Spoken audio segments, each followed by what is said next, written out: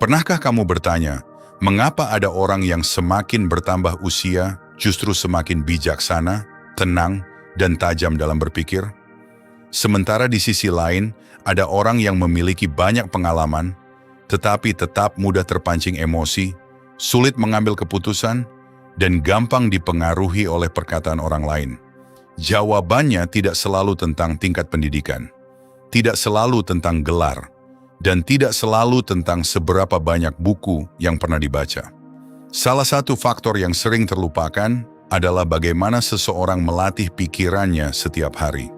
Otak, seperti tubuh, membutuhkan latihan. Kalau tubuh dilatih dengan olahraga, maka pikiran juga perlu dilatih dengan aktivitas yang menantang, bermakna, dan dilakukan secara konsisten. Menariknya, latihan tersebut tidak harus terasa seperti belajar. Ada beberapa aktivitas yang bisa kita lakukan sebagai hobi, tetapi diam-diam memberikan tantangan kepada otak.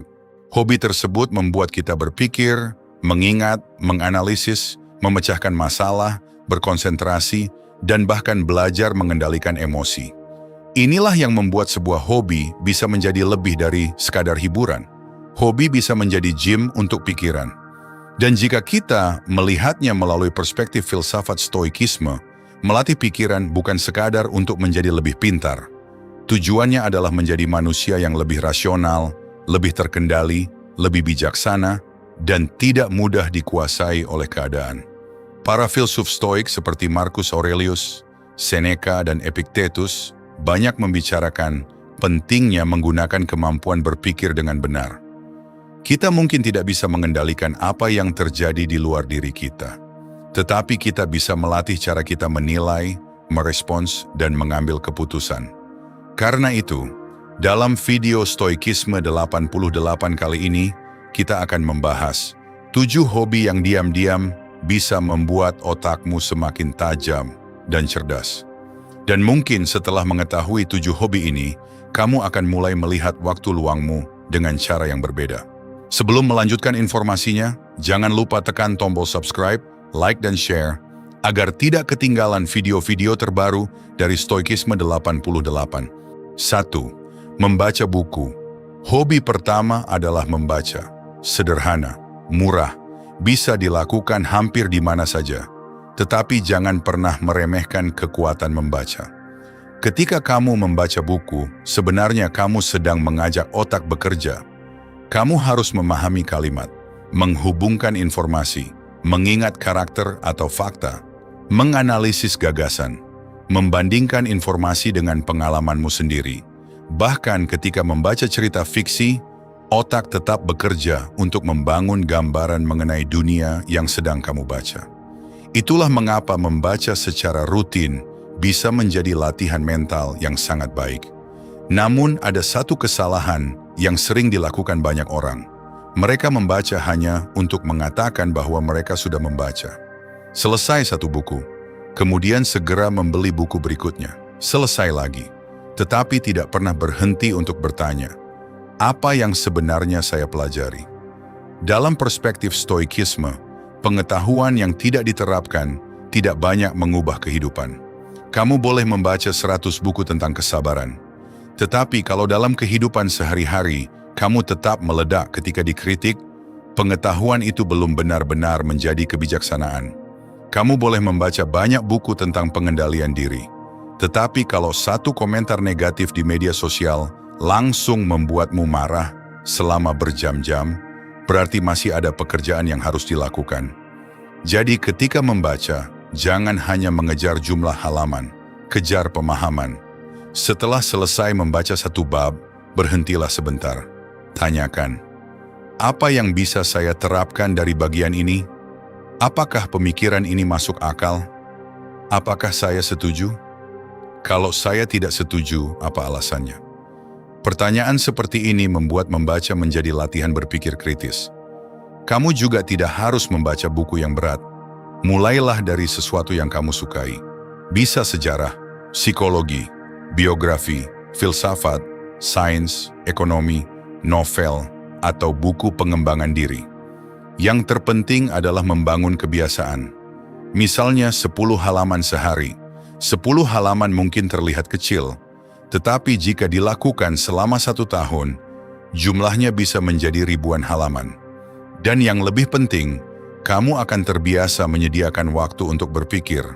Di dunia yang penuh dengan video pendek dan informasi instan, kemampuan untuk duduk diam dan membaca dengan fokus justru menjadi sebuah kekuatan.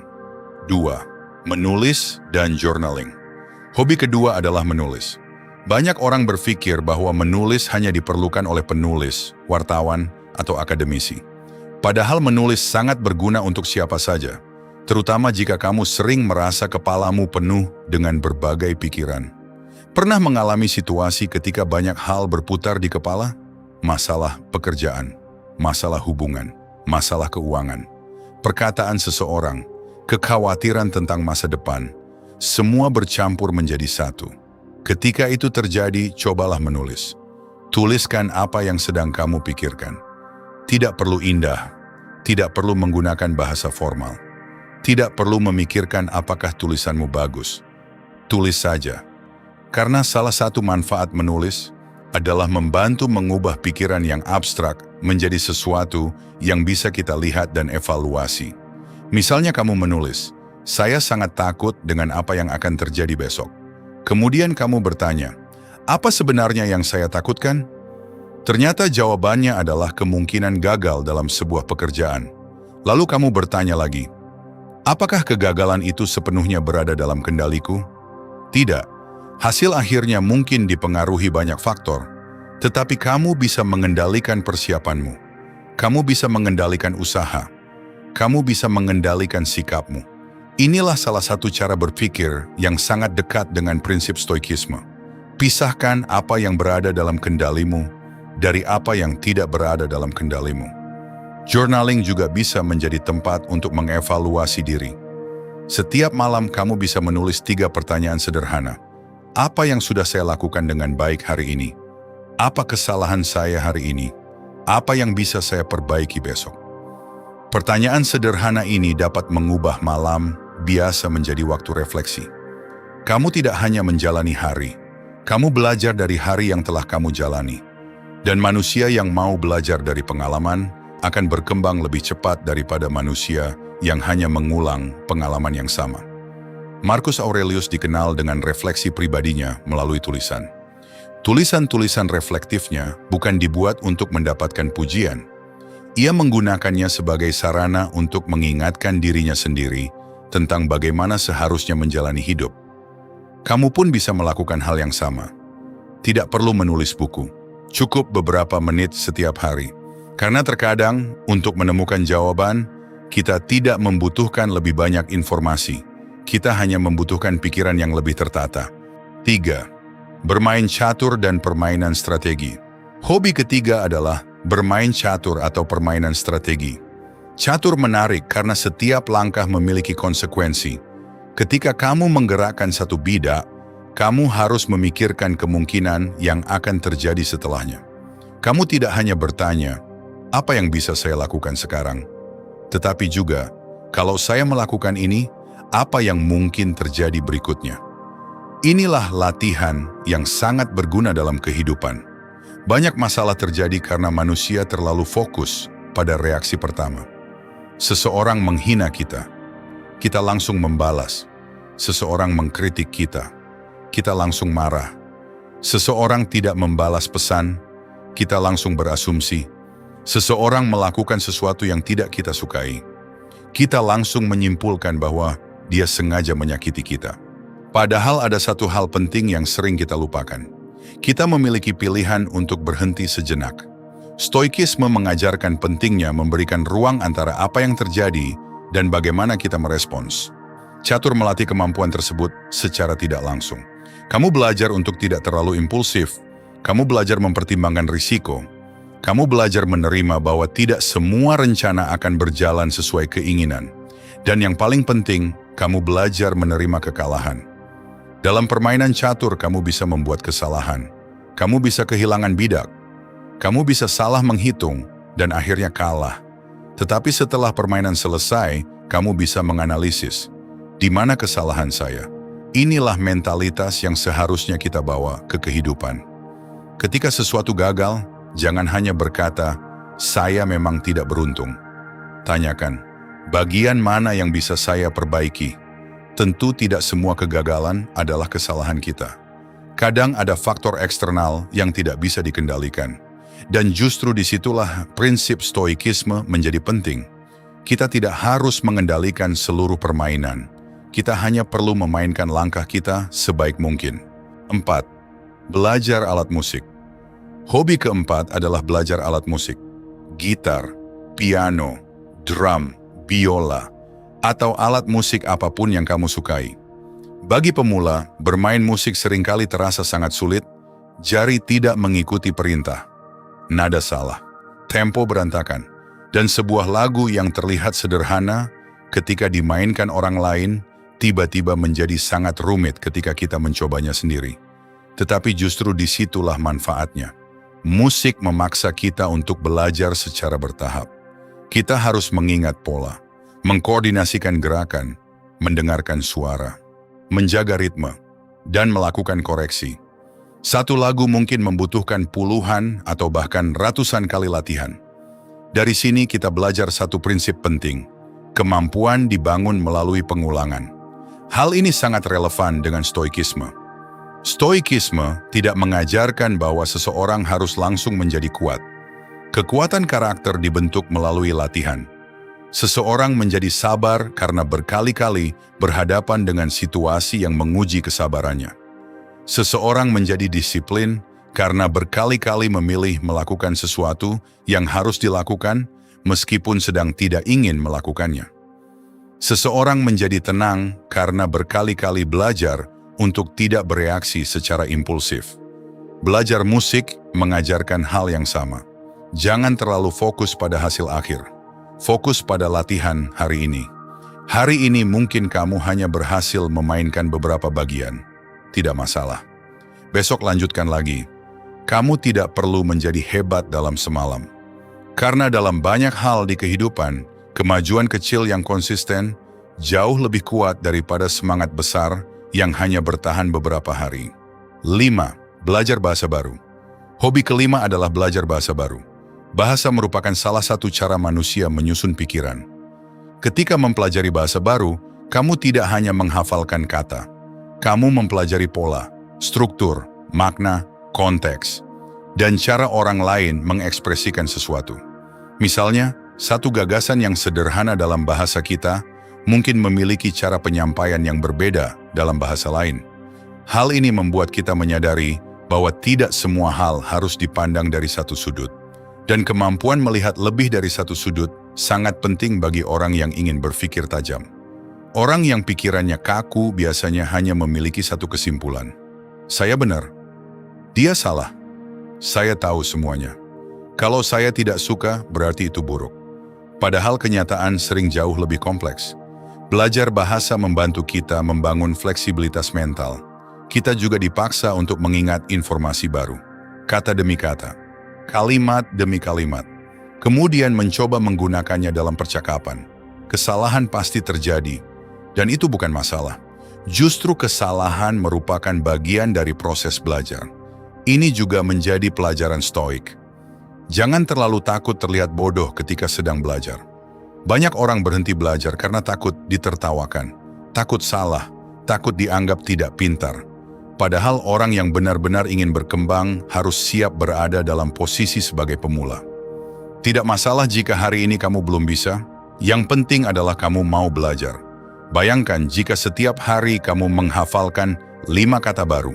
Dalam 1 bulan, kamu sudah mengenal sekitar 150 kata. Dalam 1 tahun, jumlahnya bisa menjadi ribuan.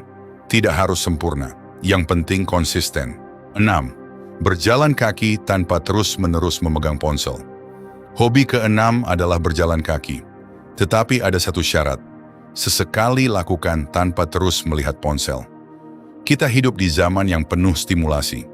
Setiap beberapa menit ada notifikasi, ada pesan, ada video, ada berita, ada komentar, ada informasi baru. Akibatnya, banyak orang hampir tidak pernah memberikan kesempatan kepada pikirannya untuk benar-benar tenang. Begitu bosan, mencari ponsel.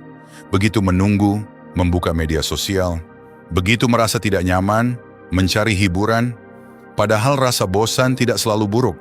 Kadang-kadang kebosanan memberikan ruang bagi pikiran untuk memproses berbagai hal. Karena itu, berjalan kaki bisa menjadi aktivitas sederhana untuk melakukan refleksi. Berjalanlah perlahan, amati lingkungan, perhatikan suara, perhatikan langit, perhatikan orang-orang di sekitar, dan sesekali biarkan pikiranmu berjalan tanpa harus diisi oleh informasi.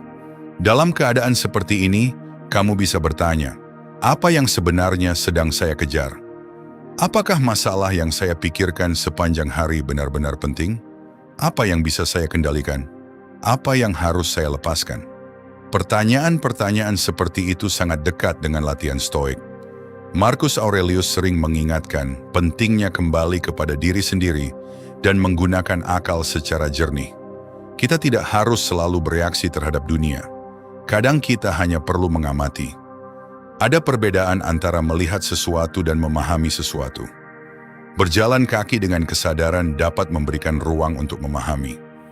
Dan terkadang, setelah berjalan beberapa kilometer, masalah yang sebelumnya terlihat sangat besar, ternyata terasa jauh lebih sederhana.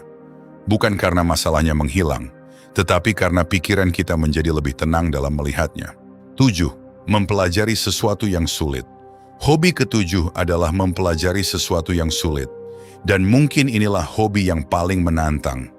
Pilih sesuatu yang membuatmu berkata, saya tidak yakin saya bisa melakukannya.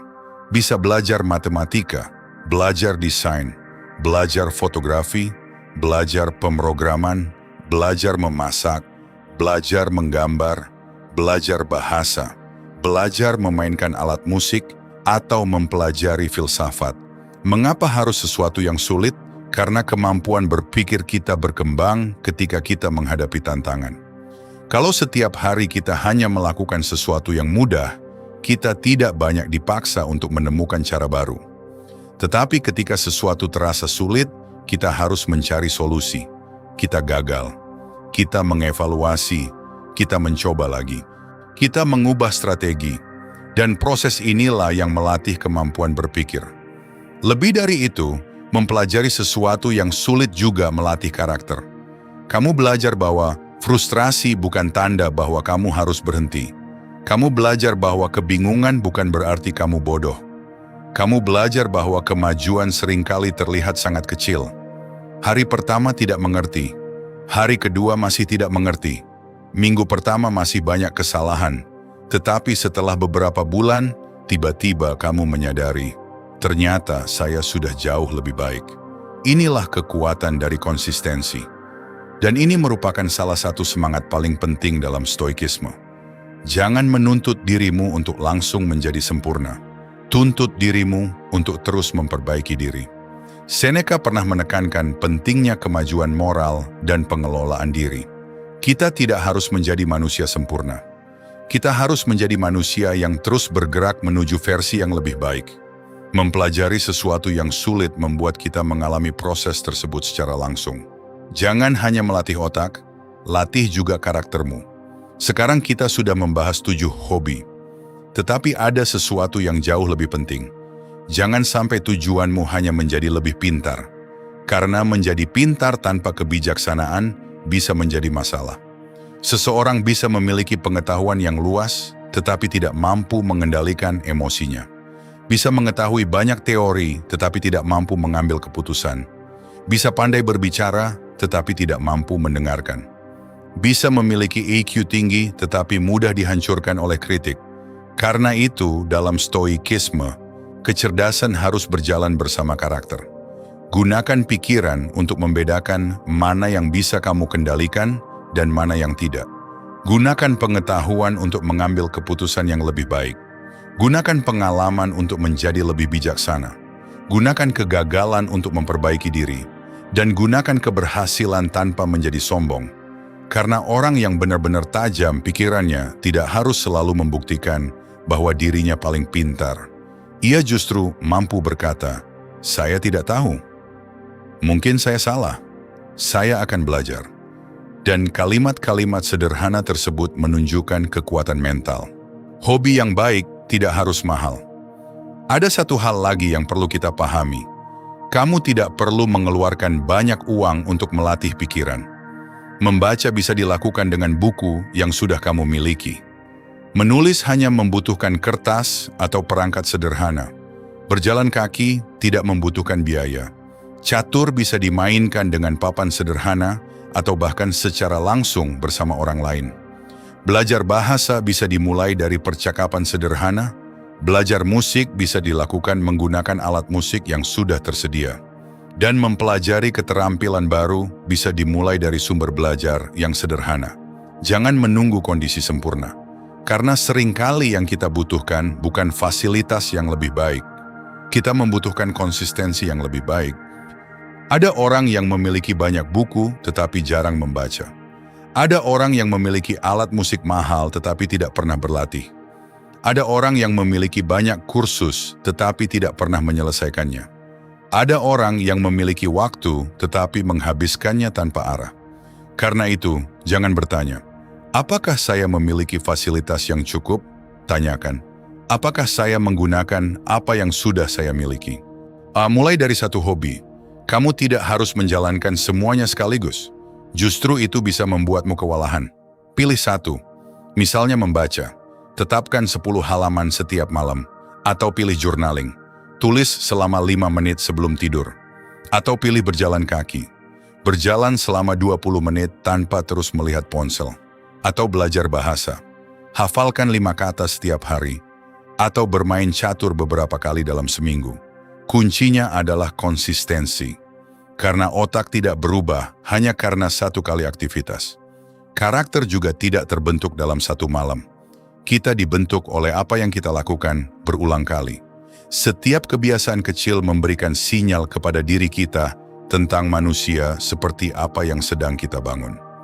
Ketika kamu membaca setiap hari, kamu sedang mengatakan, "Saya adalah orang yang mau belajar." Ketika kamu menulis setiap hari, saya adalah orang yang mau melakukan refleksi. Ketika kamu berlatih musik, saya adalah orang yang mau bersabar. Ketika kamu bermain strategi, saya adalah orang yang mau berpikir sebelum bertindak. Ketika kamu belajar bahasa, saya adalah orang yang terbuka terhadap perspektif baru. Ketika kamu berjalan dan merenung, saya adalah orang yang tidak takut berada dalam keheningan. Ketika kamu mempelajari sesuatu yang sulit, saya adalah orang yang tidak mudah menyerah. Dan perlahan kebiasaan tersebut menjadi bagian dari karaktermu. Ya, pada akhirnya kecerdasan bukan hanya tentang seberapa banyak yang bisa kita masukkan ke dalam kepala. Kecerdasan juga tentang bagaimana kita menggunakan apa yang ada di dalam kepala tersebut. Apakah kita mampu berpikir sebelum berbicara? Apakah kita mampu mengendalikan emosi? Apakah kita mampu menerima kritik? Apakah kita mampu mengakui kesalahan? Apakah kita mampu belajar dari kegagalan? Apakah kita mampu melihat masalah dari berbagai sudut? Dan apakah kita mampu tetap tenang ketika kehidupan tidak berjalan sesuai keinginan? Inilah mengapa 7 hobi tadi bukan hanya tentang membuat otak lebih aktif. Mereka juga bisa menjadi jalan untuk membentuk karakter. Membaca mengajarkan kita untuk belajar. Menulis mengajarkan kita untuk memahami diri sendiri. Bermain strategi mengajarkan kita untuk berpikir sebelum bertindak. Belajar musik mengajarkan kita tentang kesabaran dan latihan. Belajar bahasa mengajarkan kita tentang fleksibilitas berpikir. Berjalan kaki mengajarkan kita untuk memberi ruang kepada pikiran. Dan mempelajari sesuatu yang sulit mengajarkan kita untuk tidak menyerah ketika menghadapi kesulitan. Semua itu sangat dekat dengan semangat stoikisme. Hidup bukan tentang membuat semua keadaan sesuai dengan keinginan kita. Hidup adalah tentang mempersiapkan diri agar mampu menghadapi keadaan apapun dengan pikiran yang jernih dan karakter yang kuat. Jadi mulai hari ini, jangan hanya mencari hiburan yang membuatmu lupa waktu. Carilah juga hobi yang membuatmu berkembang. Karena ada perbedaan besar antara menghabiskan waktu dan menggunakan waktu. Kamu bisa menghabiskan 1 jam dengan scrolling tanpa mendapatkan apa-apa. Tetapi kamu juga bisa menggunakan 1 jam untuk membaca, menulis, belajar musik, bermain strategi, belajar bahasa, berjalan, atau mempelajari sesuatu yang sulit. 1 jam itu tetap akan berlalu. Pertanyaannya adalah, ketika 1 jam itu berlalu, kamu menjadi manusia yang lebih baik atau tidak? Mungkin perubahan tidak langsung terlihat. Hari ini hanya 10 halaman, besok hanya 5 kata baru. Hari ini hanya beberapa menit bermain musik. Hari ini hanya 1 halaman jurnal. Hari ini hanya 1 permainan catur. Tetapi jangan meremehkan sesuatu hanya karena hasilnya belum terlihat. Pohon besar juga pernah menjadi benih kecil. Begitu juga dengan pikiran yang tajam. Ia dibentuk oleh kebiasaan kecil yang dilakukan berulang kali. Karena itu, jangan menunggu motivasi. Mulailah. Jangan menunggu sempurna. Berlatihlah, jangan takut gagal. Belajarlah. Dan jangan terlalu sibuk membuktikan bahwa kamu pintar kepada orang lain. Gunakan waktumu untuk benar-benar menjadi lebih bijaksana. Sebab pada akhirnya, tujuan hidup bukanlah membuat semua orang menganggap kita cerdas. Tujuan yang jauh lebih penting adalah mampu menjadi manusia yang berpikir jernih, bertindak bijaksana, dan tetap tenang ketika kehidupan memberikan sesuatu yang tidak kita harapkan. Itulah kekuatan yang sebenarnya. Dan itulah salah satu pelajaran yang bisa kita ambil dari filsafat stoikisme. Latih pikiranmu, kendalikan dirimu, terima apa yang tidak bisa kamu ubah, dan gunakan setiap hari untuk menjadi sedikit lebih baik daripada dirimu yang kemarin. Jika kamu merasa pembahasan ini bermanfaat, jangan lupa dukung Stoikisme 88 dengan like, subscribe, dan aktifkan lonceng notifikasi. Karena di Stoikisme 88, kita tidak hanya belajar tentang filsafat. Kita belajar bagaimana menggunakan filsafat untuk menghadapi kehidupan nyata. Sampai bertemu di video berikutnya. Dan ingat, kamu tidak perlu menjadi orang paling pintar di ruangan itu. Jadilah orang yang paling mampu mengendalikan dirinya sendiri